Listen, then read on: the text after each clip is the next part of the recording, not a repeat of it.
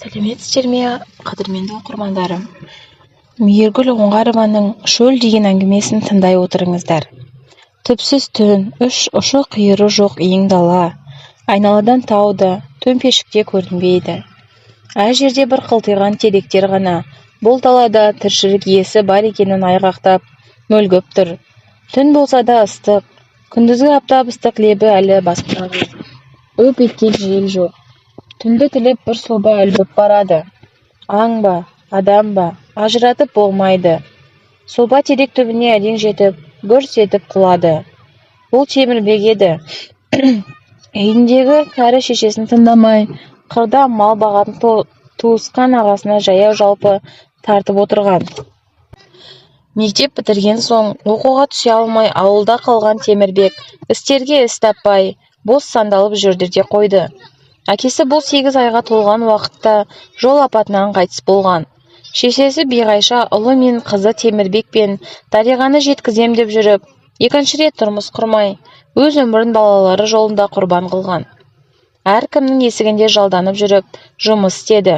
Еркегі жоқ үйді кім көрінген басынғысы келсе де, Биғайша ұлы мен қызын ешкімнен кем қылмай өсірді. Дариға мектеп бітірген соң жат жұрттық болып күйеуге шығып кетті. Үйде тек Темірбек пен шешесі қалды.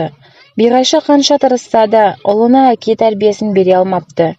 Темірбек сөзге тоқтамайтын жүгенсіз болып өсті.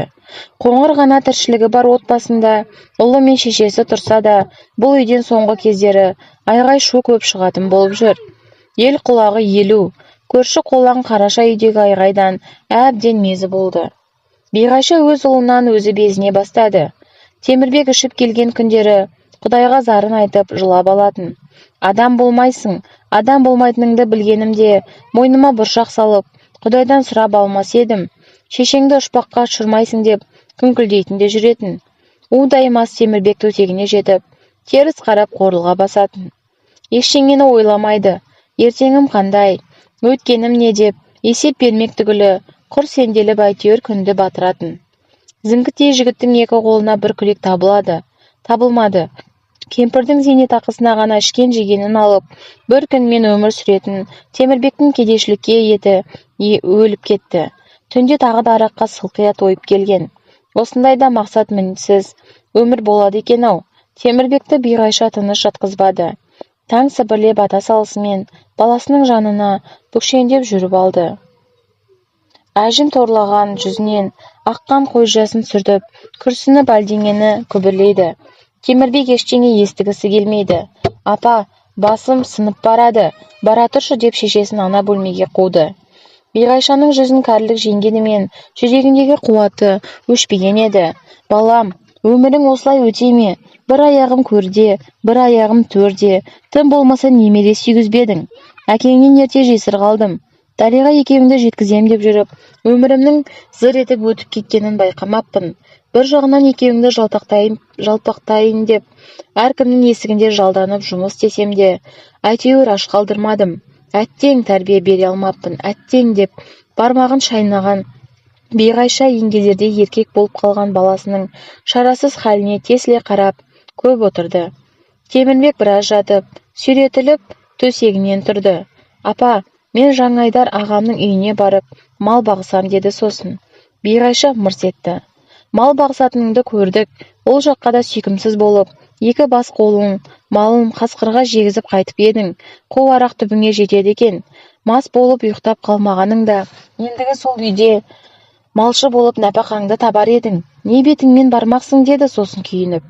Сөйлей бермеші апа, барам дедім, барам деп, Темірбек шешесінің қарсылығына қарамай, оразасын да ашпастан үйден көйлекшең шығып кетті.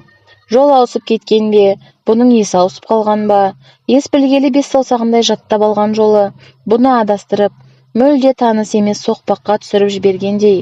Түске таман үйден шыққан Темірбек, түн түссе де малшы үйді таба алмады. Сөйтіп сілесі құрып, терекке сүйеніп отырған беті еді. Тас қараңғы түнде жапан далада жалғыз қалды Темірбек. Таңдайына жабысып, қатты шөлдеді. Асқазаны қабырғасына жабысып қалғандай, бір жұтым су сұрап, шыбын жанын безілдетіп әкетіп барады.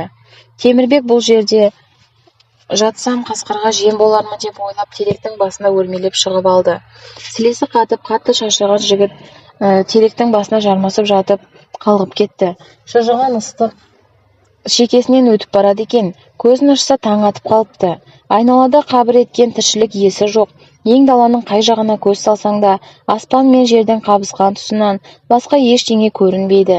Көзі ұшында алдамшы сағым бұлдырлайды.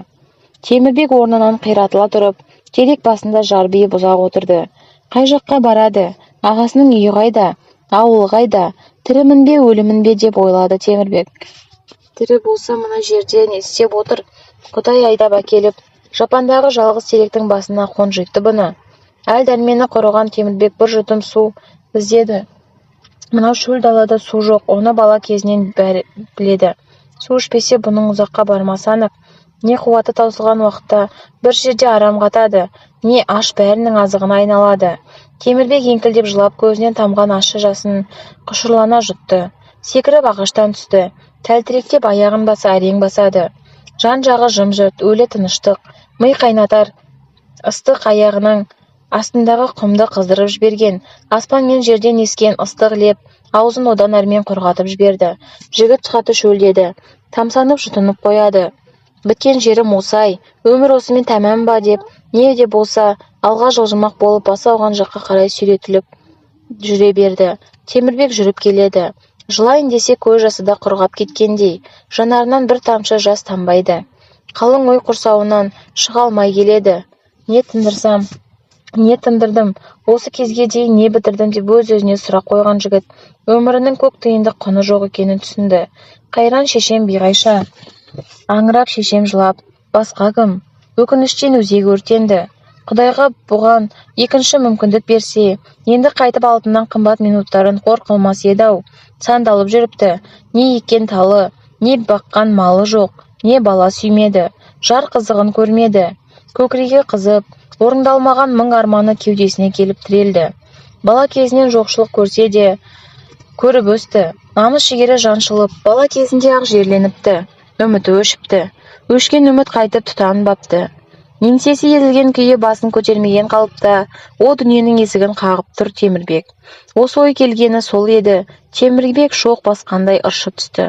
Жоқ, өлуге дайын емеспін. Өлмеуім керек. Қайтсем тірі қалып, қайтсем де тірі қалып өмір сүруім керек деп жан таласқан жігіт түбі жоқ ең даланың ортасында тұрып айғайлап жіберді. Кенет көз ұшынан қыбырлаған бірдеңе жортып келе жатқандай болды. Елес пе әлде қасқыр ма? Бұның айғайын естті ме, иісін сезді ме? Қайдан пайда болғаны белгісіз. Бір топ қасқыр Темірбекке қарай жұлдызша ағып зымырап келе жатқандай болды. Белінде бәкісінен басқа қаруы жоқ жігіт алаң-жұлаң етіп, шыбын жанын қорғамақ боп бәкісін ашып, қармана берді. Аш бөрілер бұның бұтын бұт, қолын қол қылып, әп сәтте азыққа айналдыруға асығып келеді. Етін жыртып, сүйегін сындырып, қанын суша шашатынын түсінген Темірбек қалтырап, дірілдеп, өз-өзін егере алмай, жерге етпетінен жата қалды. Бой тасалайтын бір топ бұтасы жоқ қарғыс атқыр мынау далада бөрінің азығына айналып өлерін білді ме? Арқама аш қасқырдың өткір тісі қырш етіп қадалар-ау, қайран басым, Алла-ай, деп соңғы демін күткен Темірбек бүк түскен күйі қалтырап ұзақ жатты. Шеше, мені кешірші, саған адал ұл бола алмадым. Шайтан судан ұрттап алып, масайрап жүргенімді сән көріппін. Дариға, мені кешірші, саған жанашыр бауыр болып, қиналған сәттеріңде сырласың айнала алмадым. Әке, мені кешірші, артыңда қалған қос мұңлықтың арқа сүйейтін азаматы атана алмадым, деп жылады ажалмен бетпе-бет келген Темірбек. Өрекпіген жүрегін баса алмаған жігіт басын көтеріп, тым құрыса қасқырдың көзін көріп өлейін деп бекінді. Ұрланып көзін ашып еді, жоқ, бағанағы қасқырлар зым-зия. О Алла, бар екенсің. Аш қасқырдан мені құтқардың деген Темірбек үсті басын қағып, орнынан ұшып тұрды. Қорыққан мен қуанған бірдей, әл дәрмені қалмағандай көрінген, сөйтсе өмірге жаңа келгендей, қуаты бойында тасып тұр. Барлап қарап еді, бағанағы қасқырлар келе жатқан жақтағы тағы бір нәрсе қыбыр ете түсті. Темірбектің жүрегі зырқ етті. Барлап қарап, алқымына тығылған жүрегін қолына ұстаған жігіт көзін уқалап тағы анықтап қарап еді. Бағанағы қасқыр деп зәресі ұшқан нәрсе бір топ бұта болып шықты. Алдамшы сағыммен біресе жақындап, біресе алыстап ойнақшиды. Темірбек сақылдап күліп жіберді. Мынау шөл далада бір жерге шоғырланып, омар-жұмар өскен бұтаның бөріктігіне қайдан қайран қалды. Жақындап барып, қолымен ұстап көрмек. Темірбек жылдам басып, әлгіге жақындады. Мұжырайған бір топ бұтаның осыншалық қадірлі болатынын кім білген. Аяғының астынан бір нәрсе зу етіп өте шықты. Кесіртке екен. Көз ілеспес жылдамдықпен шұбар кесіртке зу етіп ініне кіріп кетті. Темірбек талдың түбіне отырды. Кесіртке, сен бақыттысың. Ініңдегі балаларыңа тамақ тасисың. Менше, мен сорлы айдалада адасып, өмір мен өлімнің қақ ортасында тұрмын. Үйімді тапсам таптым, таппасам аштан өлем. Кесіртке, сен білесің бе, менің өлгім келмейді. Өмір тәтті екен.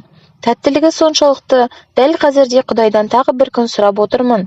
Тағы бір күн өмірімді созса екен. Егер осы сынақтан аман шықсам, бұл бір таңғажайып болмақ. Ең алдымен адам болар едім. Арманым көп, әттең деп ойлады Темірбек, талдың түбін қолымен қазып жатып. Талдың тамырын сорып, талғажақ етпек, қолы күс-күс болып тырнағы қанап кетті. Ақыры талдың түбін жалаң қолмен қазып алдау, жалма-жан аузына салып, құмға аунап шалқасынан жатты. Шеті мен шегі жоқ көк аспан, шәкім бұлт көрінбейді, тап-таза. Темірбек аспанға қарап жатып, бір сәтте есінен таңды. Аштық пен шөл қысып бойында күші қалмаған жігіт аптап ыстыққа шыдай алмады. Тірі ме өлі ме белгісіз. Әкесі келіп тұр. Балам, ұлым Темірбек, жүр кетейік бұл жерден деп өзіне қарай қолын бұлғап шақырады. Темірбек тілі байланып қалғандай, сөйлейін десе булығып, көзіне қарай, аузынан бір тал сөз шығара алмай жанталасты. Әке, бұл сен бе? Деп сұрағысы келіп ынтығып барады. Балам, мен сенің әкеңмін, жүр кеттік деп қолын созды әкесі. Әкесі анау жерде тұрса да, қол ұзарып кеткендей, дәл жанынан алақанын көрді. Әке, мені қайда апарасың деді ішінен Темірбек. Әкесі жымиып қарап тұрды да, бұрылып кетуге оқталды. Әке, кетпеші, әке деп Темірбек әкесінің артынан жүгірейін десе, о тоба, аяғы жоқ, қос аяғы жоқ. Темірбек бұдан әрі не болғанын білмейді. Бұдан әрі аурухананың төсегінде оянды. Есін жиған бойында егіліп отырған анасы Биғайшаны көрді. Апатайым деп әлсіз ғана күбірлеген Темірбек ақ тәкеге оралған қос аяғын көрді. Ұстап көруге талпынды. Биғаша жаны қалмай жалғыз ұлының қолынан сүйе берді. Шүкір, шүкір Алла, балам тірі, балам оянды деп, жанына келген дәрігерлерге жәутеңдеп, қол көсір жылады. Темірбек тірі қалды. Бірақ басынан өткен ыстық жұлынына түсіп, қос аяғын жансыздандырып тастаған еді. Қос аяғын жан кеткен Темірбек арбаға таңылып, бір сәтте мүгедек атанды.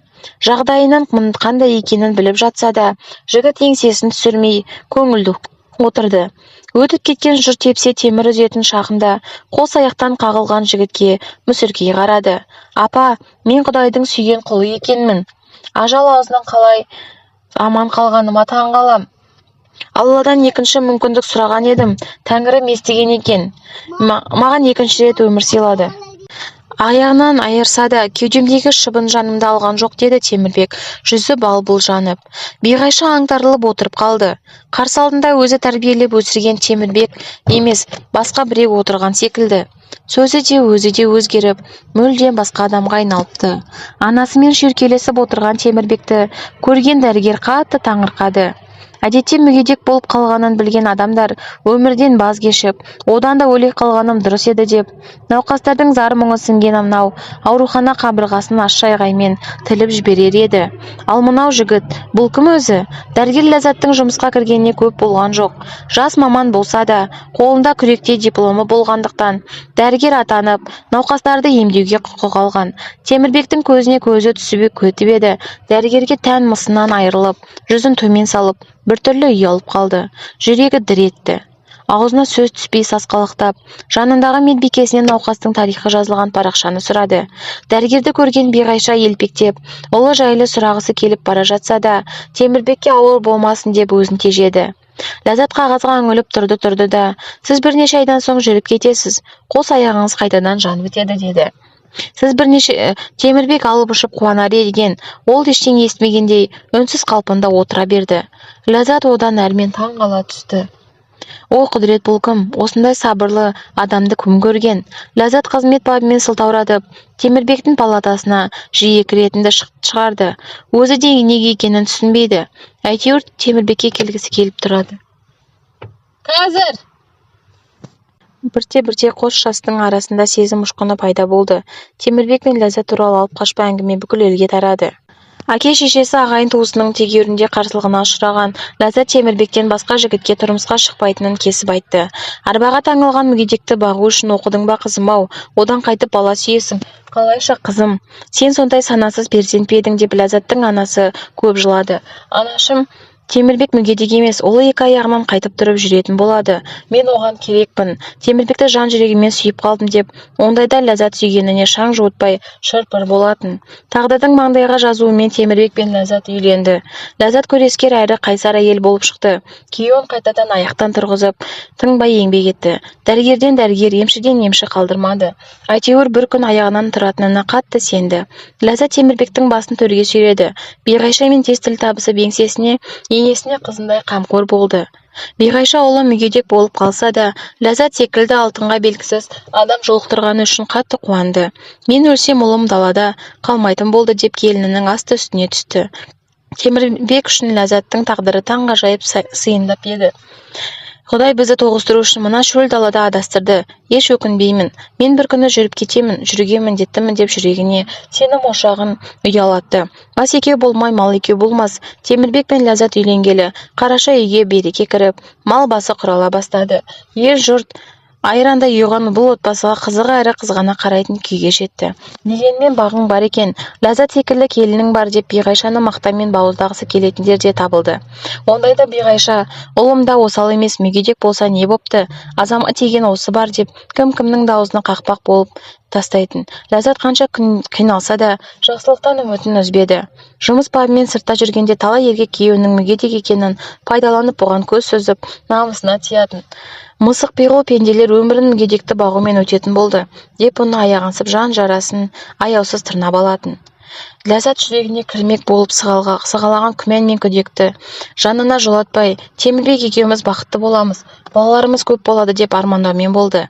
Темірбектің жанына жігер болып алға ұмтылдырып отырды. Адам пендесін қалай сынаймын десе де өзі біледі.